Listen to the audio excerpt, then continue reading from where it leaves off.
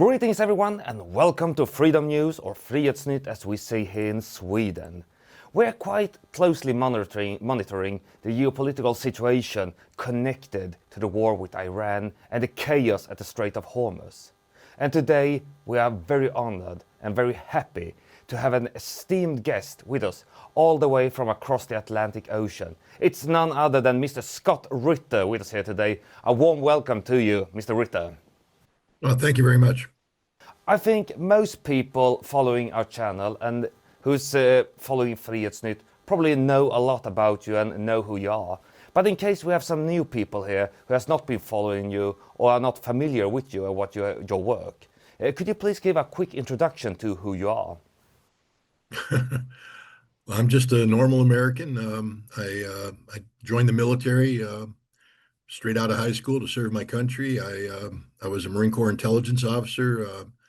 I was involved in arms control. I was a Russian area specialist, so I served in the Soviet Union implementing the Intermediate Nuclear Forces Treaty. I participated in the Gulf War, serving on General Norman Schwarzkopf's staff, doing some counter-Scud stuff. And then I spent about 7 years helping lead inspections in Iraq to disarm Iraq of weapons of mass destruction in the aftermath of the Gulf War. During that time, I was exposed to, I would say, the lies that my country was telling about Iraq. And at the end of my time as a weapons inspector, I was no longer able to work in good faith. I resigned in protest, and I've been speaking out in defense of American values and therefore critical of American foreign policy ever since. Mm-hmm. That's not a bad resume that you presented, Mr. Ritter. And we, as I said, we're very honored to have you with us here today. And we'll be talking about the geopolitical situation with focus on the Middle East and also, in some respects, also Europe and America. But if we look at set the stage and look at the war going on with Iran, how has the American global position been affected by the failed Iran conflict? Because we can definitely consider it to be failed. And will it escalate and lead maybe to a full-scale US retreat from the Middle East? Well, first of all, I think we need to recognize that the United States is going through a transitional period in our history. We're in the process of redefining who we are globally and domestically as well. We're not the sole remaining superpower on the face of the earth anymore. The status we inherited with the collapse of the Soviet Union in 1992. Today we see an emerging multipolar world that is less tolerant of American hegemony and more capable of standing up to American hegemony. And we're not adjusting very well. And this is why you see some of the conflicts that you see as we push back against those who push back against us. And the case in Iran is complicated further by the fact that we have to factor in Israel and all of the politics that are attached to that. But one thing is clear is the United States helped initiate a war of aggression against Iran, and we lost that war. We didn't achieve any of our objectives. It showed the limits of American military power. It also shows the complexity of the global situation today, because while we were focusing on bombing Iran, the Iranians were focused on destroying our economy, the economies of our regional allies, and threatening the global economy, thereby bringing global pressure on the United States regarding this conflict. The other thing it exposed is that the notions of American-based security, and you're in Sweden, so I would advise you to listen to this very carefully, because your country made a very foolish move, in my opinion, by joining NATO instead of enjoying the neutrality that you had for many decades. And a couple of months later, we joined the Defense Cooperation Agreement and allowed America to take control over 17 military bases here. Yep, and that you probably believe America is going to protect you and defend you. That there's great American air defense and missile defense that's going to shoot down those Russian rockets when they come screaming overhead. Um, it, it was shown to be a fallacy. Um, you know, the American missile defense shield that we have offered the world doesn't work. Doesn't work against modern missiles. We saw that in the Middle East, and we also saw that that the people we call allies and friends aren't our allies and friends. For instance, South Korea and Japan recently entered a tripartite security framework agreement with the United States. Part of this was premised on the ability of the United States to provide a missile defense shield against North Korean missile threats. And yet, one of the first things we did after we ran out of missiles in the Middle East and Israel ran out of missiles is we stripped bare all of the defenses of South Korea and Japan without asking them, and we shipped that off. Is that how we treat our allies? So beware. The defenses you think might exist for you don't. When the United States determines that you're not in our national interests, we will abandon you. And this has been displayed. We aren't just looking at an American defeat in the Middle East. We're looking at the loss of American prestige globally, and this will resonate. And I'm sure you'll probably be asking about it, but America is in the process of redefining its relationship with Europe. I don't know what kind of NATO you thought you were joining, but it's not going to be the NATO that exists, for instance, by the end of the summer. NATO only works if America is behind it 100%. With all due respect to the Swedes, the Germans, the French, the British, you have no military capability whatsoever, zero. Well, I have to say though, you're showing a lot more respect to us as Swedish more than our government did when they went over our heads and pressed us into NATO, pressed us into the defense cooperation agreement. So they have no respect whatsoever to us, and this is their choice, not ours. Right, and I recognize that, but hopefully, um, democracy or democratic values will prevail.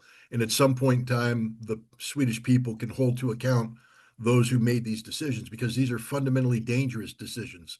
Mm, They weaken Sweden politically, economically, and militarily. NATO is not, the bastion of strength that maybe people thought it was. NATO is a trap. And mm. what's happening in Iran and how that manifests itself globally, I think, proves this point. Mhm. And we'll come back to the situation with Sweden and Europe in just a few moments. But I'm quite curious, how long do you think the US will keep up the war with Iran, considering, as you said, the armaments are running low? And I also read about a CIA report today that was posted by the Washington Post that said that Iran would be able to hold out against the blockade for, I think it was 3 to 4 months. So how long do you think America will keep up with the war for such a long time? No, I mean, there's a reason why we sought a ceasefire at the end of 39 days of conflict, and that's because we had run out of precision strike munitions and we'd run out of ballistic missile intercept capabilities. The other thing was the realization that our air campaign had accomplished nothing in terms of deterrence or of reducing the threat posed by Iranian drones and missiles. The Iranians were able to continuously fire missiles with great effect against American military installations in the region, against our Gulf Arab allies, and against Israel. And we recognize that if this continued, um, Iran would be capable of doing a tremendous amount of additional damage.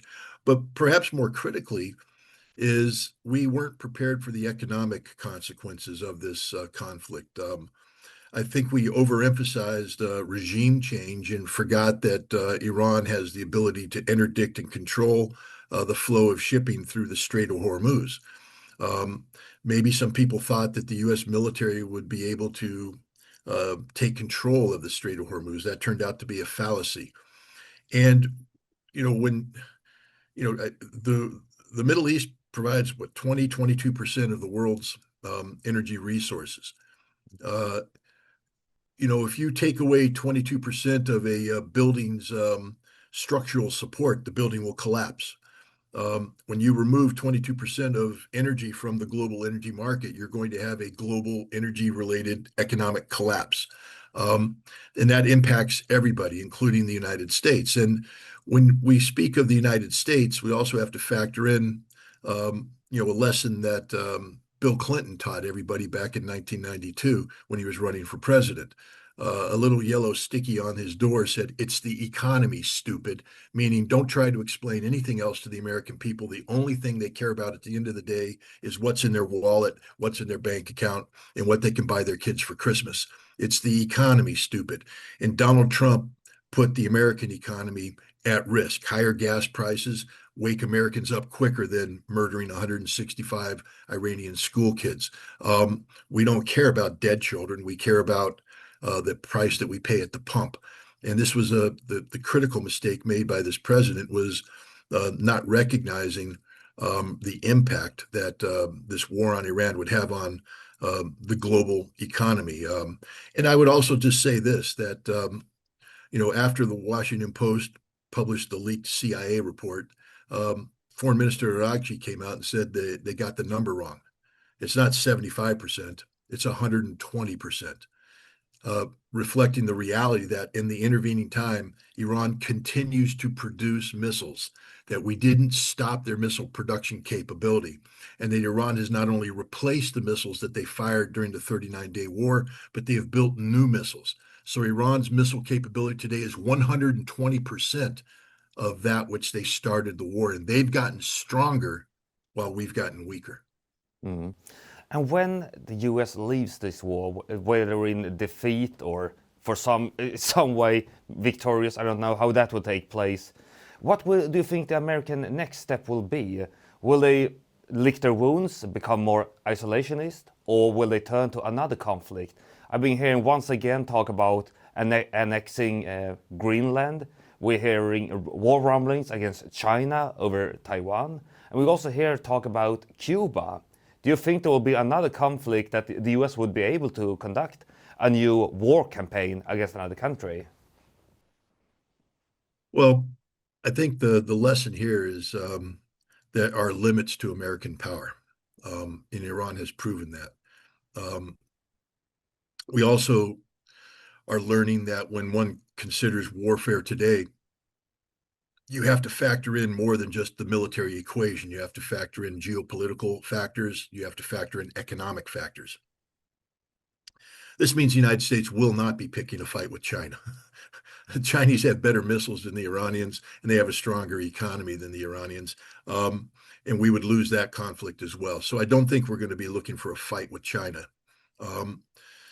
Cuba, we may try to pull a Venezuela on Cuba, meaning a quick operation designed to, degrade their leadership. But, we're not going to invade Cuba, because if the Cubans put up a fight, we could very well be defeated by the Cuban.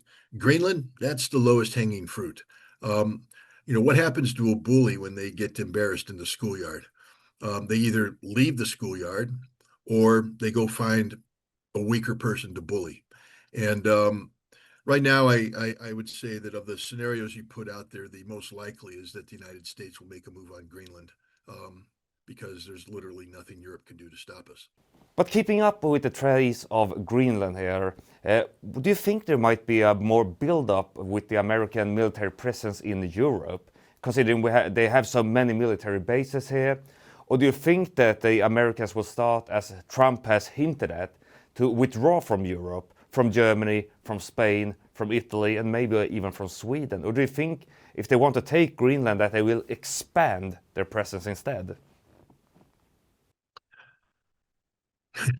You're trying to apply rational thinking when talking about the policies of President Trump. I've advised people that I'm somebody who's spent a lifetime doing predictive analysis in a geopolitical and a military perspective, and I know how to do it. I know what to look for.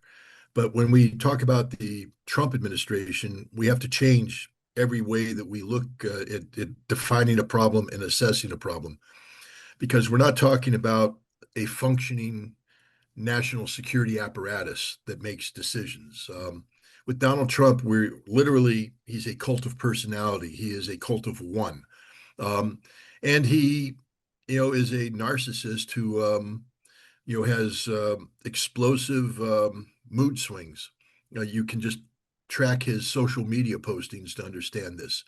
So I can't tell you what's going to happen because I don't know what's going to happen because Donald Trump doesn't know what's going to happen. Mm. It changes by the moment. But what I can say is that Donald Trump is a vindictive man, and right now he feels that he has been insulted by our erstwhile European allies. Mm. That they didn't come running to our defense when we asked them to run to help us in the Middle East. I think he forgot that we didn't tell them about it up front, and maybe they didn't run because they don't understand what's going on. But he is made it a point to talk about relocating 5,000 troops that are currently allocated to Germany. He's talked about reducing or eliminating America's military presence in Italy and in Spain. And I think this matches the overall strategic posture of the United States, which is to try to extract ourselves from expensive military-based relationships in the Middle East and in Europe, and pivot to the Western Hemisphere and pivot to the Pacific. And so no matter what happens, we're going to be reducing our footprint in Europe. Mm. I think there's a couple things. One, Trump wants to leave Europe. He doesn't like Europe. He doesn't view you as good allies. And two, I think Europe's recognizing that they can't wait for the United States to grow up to behave responsibly. That Europe needs to take responsibility for its own security, and the longer you pretend America is going to be there, the longer you remain weak. Because literally, Europe, as I said before, you have zero capacity to defend yourself. None. You may fool yourselves into thinking you can, but you don't. You don't have unified command and control. You have zero logistics sustainability. Um, when was the last time Europe on its own did a major military exercise? You can't do it without the United States. You need us to be there. We're the ones who, built these structures around which these things took place.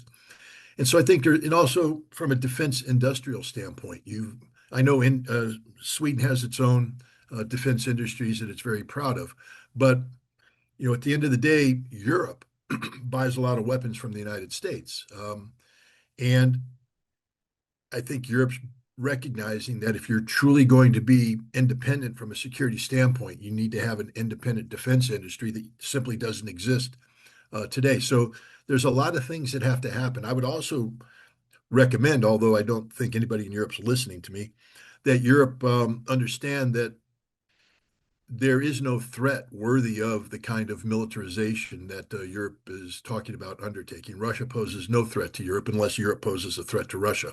Mm. That the Ukraine situation is literally containable to Ukraine, that Russia is not seeking to expand.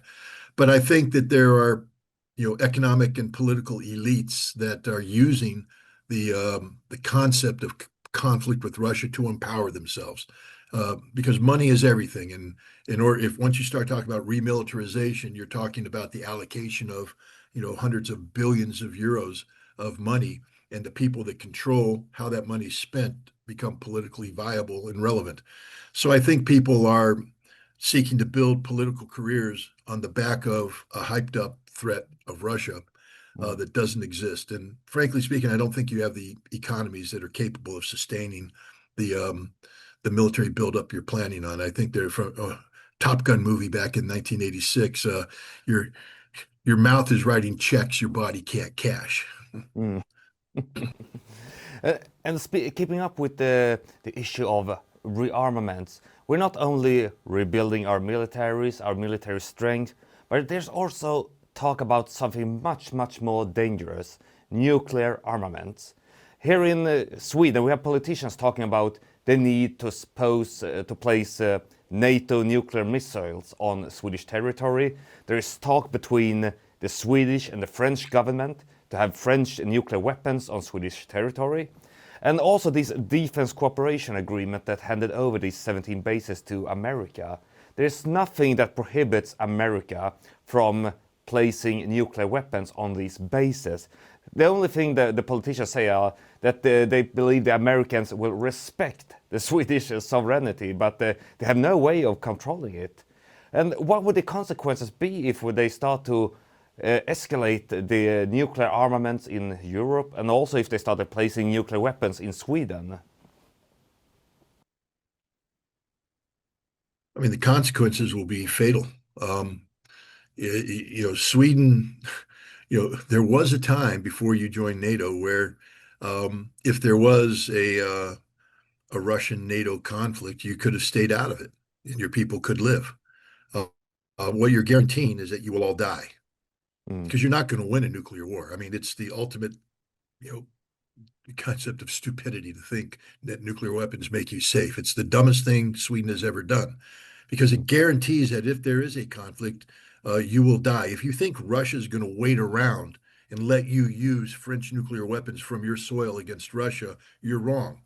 Russia will preemptively strike the totality of the bases where nuclear threats exist with nuclear weapons, and that's the end of it. Now, you can say, well, Russia might die too. Does that really matter as a Swede? Do you care who else dies? The answer is you're going to be dead. And it's a 100% guarantee that you're going to die. This is stupidity personified. Anybody thinking that nuclear weapons provide strength should be institutionalized in an insane asylum. The mentality you just mentioned that even if a lot of Swedes die, a lot of Russians will die as well. It sounds a lot like that Operation Samson, the Samson option in Israel. That if Israel's existence is under threat, they will just fire or release several nuclear missiles against the main capitals all around the world to take as many with them as possible. Do you think there might be a risk of a nuclear war either in Iran, because of Iran, with a pressured United States and Israel being more pressured and both being nuclear nations, and also with the escalation in Europe because of Ukraine and the build-up against Russia? Do you think there's any risk of a nuclear war in either of these areas? Of course, there's a risk. Anytime you have nations that possess nuclear weapons engaged in conflict, there's a real risk. Unfortunately, we have people who say, well, we built these weapons and we should be prepared to use these weapons. If not, then why did we build them to begin with? Again, one of the fallacies attached to nuclear weapons that they make us safer. They don't. They actually put us all at risk. But there's always a risk. I will say this. I'm loath to, I don't speak on behalf of any nation or group of people. I'm just an analyst. Russia has made it clear that it will not be the first nation to use nuclear weapons. So why Sweden thinks they'll have security having nuclear weapons is beyond me. But Russia has made it clear that they're not going to sit back and let the United States or any other nation use nuclear weapons and then create an environment of intimidation. For instance, if the United States used nuclear weapons against Iran, first of all, Iran is a strategic partner, a strategic ally of Russia. So, it's more than just using nuclear weapons against Iran. You're using nuclear weapons against Russia and Chinese global security, alliance structures. But now, what Russia can't allow is that the United States said, "Oh, we use nuclear weapons there. We could use them against you too." There are many very influential Russian strategic analysts who say that if the U.S. uses nuclear weapons against Iran, it's inevitable that Russia will use nuclear weapons against Europe preemptively. just a demonstration weapon. And right now, there's many in Russia today who say that this should happen no matter what, that the British are building missiles, giving them to Ukraine to strike strategic targets, that Poland is facilitating this.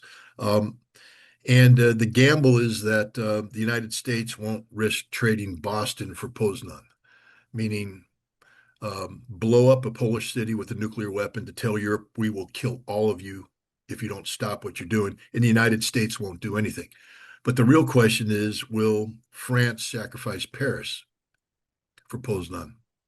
Will England sacrifice London for Poznan? These are the questions you have to ask yourself. Do you have security with a French weapon? France understands that in a blink of an eye, all of France will be gone, totally annihilated. Are they going to risk that for Sweden? Yeah, for Stockholm or Gothenburg or Malmö or other cities. So the answer, I believe, is no. So all you're doing is setting yourself up to create a situation where Russia feels the necessity to use nuclear weapons preemptively. And they may get away with it. So why do we even want to have this conversation? I mean, we wouldn't be having this conversation, for instance, if Sweden had stayed out of NATO. But you decided to join NATO, and now we're having this conversation. We wouldn't have this conversation if the CIA hadn't been, weaponizing Western Ukrainian nationalism since 1948 to take down the Soviet Union and Russia, because that's what's happening in Ukraine. Russia didn't invade Ukraine. The CIA invaded Ukraine and took over Ukraine. We know it now. Tony Blinken just admitted it. Did you see what Tony Blinken admitted? We admitted that we were setting the Ukrainians up to make a military move on the Donbass in 2021. When the Russians said that, everyone went, that's a lie. It's not a lie. Ukraine was getting ready to invade the Donbass. The United States was facilitating this invasion. And so was Europe, so was NATO. And the Russians acted preemptively, as they're allowed to under Article 51 of the United Nations Charter. These are conflicts that could be avoided, and all conflicts can be avoided if people behave rationally. But I think right now Europe has been infected with the disease of irrationality. Yeah, I'm afraid I have to agree with you on that point, Mr. Ritter. We'll turn to another area that I really want to hear your opinion on, and that is the issue of Israel. But before we do that, I just want to inform our viewers that FrihetsNytt is mainly a Swedish newspaper, but we have an English translation of our entire webpage, so you can read all the articles in both Swedish and English. And if you want to read the premium articles, we have a subscription service. So if you want to support what we're doing and be able to read everything that we have on our webpage of following what's happening in Sweden and all across the world with our take on it, then feel free, please, and become a subscriber today. Just click on the link down below in the description and you'll get all the information you need to become a subscriber. And back to you, Mr. Ritter. Looking now at the war with Iran, another completely new focus that I have never seen before has fallen on Israel, on Israeli influence over the United States policies and geopolitical actions. We had the slip of the tongue by Marco Rubio a couple, say 1 or 2 months ago, about Israel being preparing the war against Iran, so the US had to strike preemptively. And we see a lot more critics exposing and talking openly about the Israeli lobby. Would you say that this war with Iran could end, or how could it affect the relationship between the US and Israel? Well, we already know that the relationship is on rocky ground. Recent polling shows that 60% of Americans are opposed to Israel. That's a huge number. And the more the truth comes out about the role that pro-Israeli lobbyists play in shaping American national security policy, the angrier Americans are going to get. And I think the war in Iran will definitely be one that breaks the back, so to speak, of the pro-Israeli lobby in the United States. This was a war that was foisted on us by Israel. They wanted this war, and unfortunately, the American people elected a president who surrounded himself with pro-Israeli cabinet members who helped facilitate Israel getting what it wanted, American involvement. But this is an Israeli war. It's not an American war. But it's the American people who are going to pay the price. And as I said, it's the economy, stupid. You know, you could have intellectual, again, look at the genocide in Gaza, and it has been recognized as genocide. Did that move the needle in the American public? A little bit, but not much, because frankly speaking, we don't care about dead Palestinian children. Some people cry about it, some people post about it, I'll write about it, but fundamentally, the American people don't care because it doesn't impact their daily lives. I mean, we've been murdering millions of people around the world for decades, and the American people don't cry anything. But you hurt our pocketbook, and we care. And this war is hurting the American pocketbook, and we're looking for somebody to blame. And Israel is, is positioned to, have the finger of guilt pointed at them. So yes, I see a fundamental change taking place in the United States about our long-term relationship with Israel, and I think it's only going to get weaker.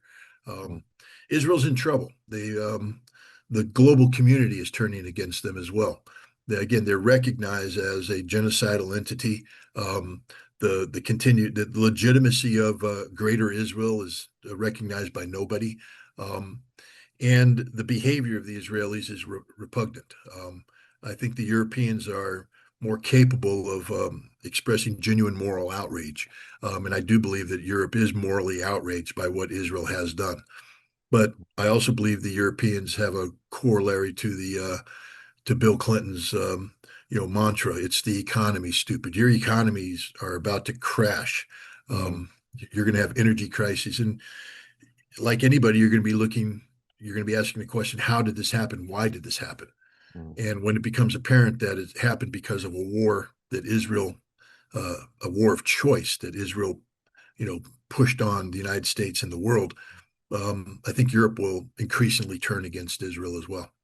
But I have to ask you though, how much control do you think Israel have over Donald Trump?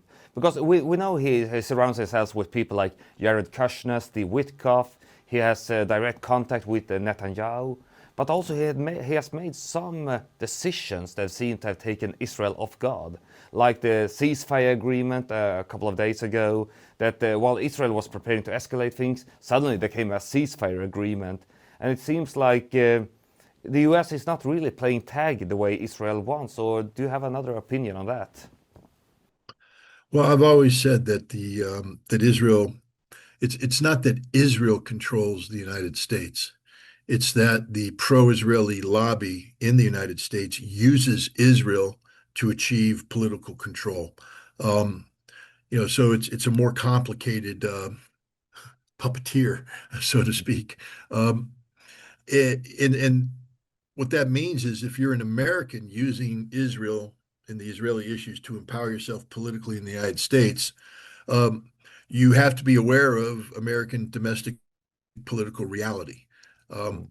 And you can't allow Israel, the actual Israel, to drive a narrative that hurts you politically. Right now, the pro-Israeli lobby is in a panic because in November, there's a good chance that the Democrats are going to take control of the House in the United States Congress, and they could take control of the Senate. This is going to put the presidency of Donald Trump at risk. And all of those people, those pro-Israeli people who attach themselves to this presidency will likewise be at risk. And so there's going to be a lot of rats jumping the ship, so to speak, in the not too distant future. And you're going to be seeing a redefinition of what our relationship with Israel will be going forward. Mm-hmm. And now we're going to turn to this final phase of this interview, and it will connect to your personal experience with being persecuted for your opinions. But how is the American public reacting to the war? You've told us a lot about it, about the dissatisfaction that is taking place because of hitting the wallet. But how people treated when they talk out against the war? Because here in Europe, for example, if you criticize the war in Ukraine, you become called a Putinist, a Vatnik, a pro-Russian agent, or if you criticize Israel, you are branded as an anti-Semite. How is the debate going on in the United States? Are people called things like that, or are they even persecuted by the authorities for speaking out? Well, first of all, the name calling is alive and well and living in the United States. I think we've perfected the art because sadly nobody wants to talk about the substance of the issues. Um, I'm a longtime Russian specialist. I've been studying the Soviet Union, Russia for my entire adult life. Um, so I'm prepared to have an intellectual conversation, fact-based with anybody, anytime, anywhere. But they don't want that conversation because they'll lose that conversation. So instead, they'll call me names, and I don't care. I got big shoulders. I've been called worse. I went to Marine Corps boot camp. I've been called everything possible to be called. You can't insult me. So, but, name calling is one thing.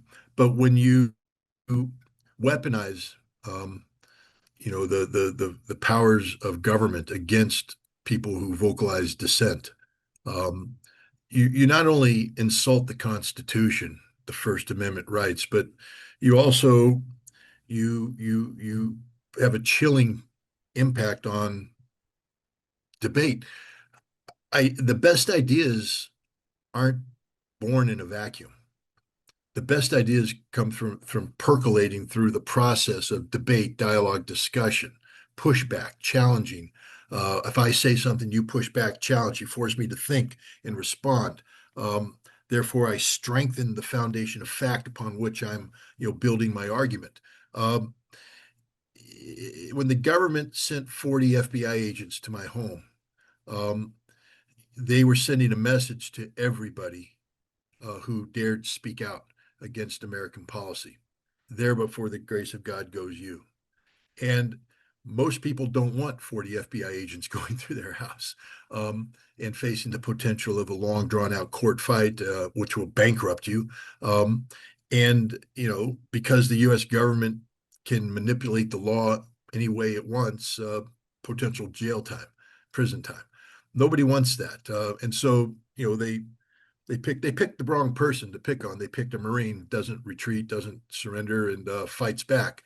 And so far, um, you know, they seem to have cooled their heels when it comes to me. But we know in the past that they have arrested people on freedom of speech issues, and the Uhura Four were arrested, charged, convicted of Foreign Agent Registration Act laws. You know, they tried to label me an agent of Russia.